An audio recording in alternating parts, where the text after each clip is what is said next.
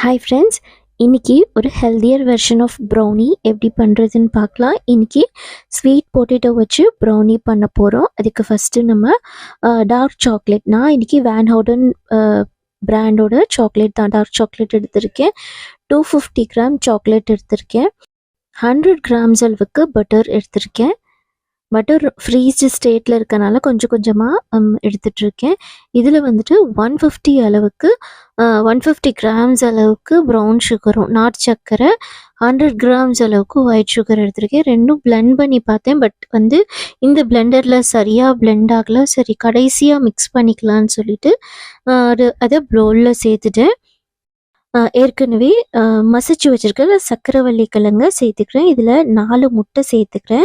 4 முட்டையை சேர்த்து மிக்ஸ் பண்ணி பார்த்தா கிழங்கெல்லாம் நல்லா மிக்ஸ் ஆகி வரலை இதோட. ஸோ அதை மிக்சியில் போட்டு ஒரு பிளெண்ட் பண்ணி எடுத்துக்கிட்டேன். இங்கே ஃபஸ்ட்டு தாட்டி நான் இந்த ப்ரௌனியை ட்ரை பண்ணுறேன்.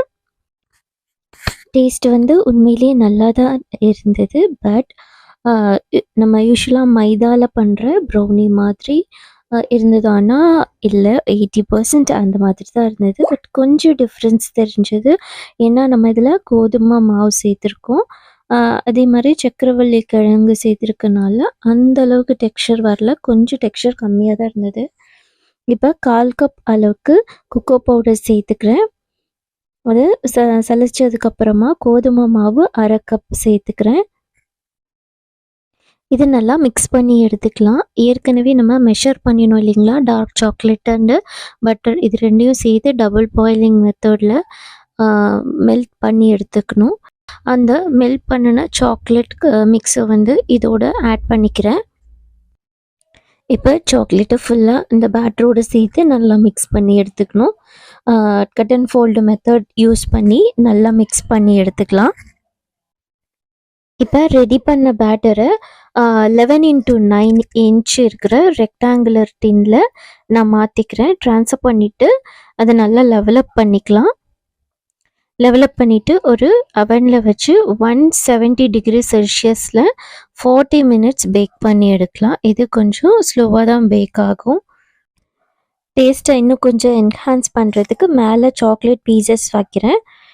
குழந்தைங்க கூட விரும்பி சாப்பிடுவாங்க. நார்மல் ப்ரௌனி மாதிரி தான் இருக்கும், ஸ்லைட் சேஞ்சஸ் தான் இருக்கும், பெருசாக ஒன்றும் வித்தியாசம் தெரியாது. ஸோ நம்ம இதை தாராளமாக குழந்தைங்களுக்கு செஞ்சு கொடுக்கலாம்.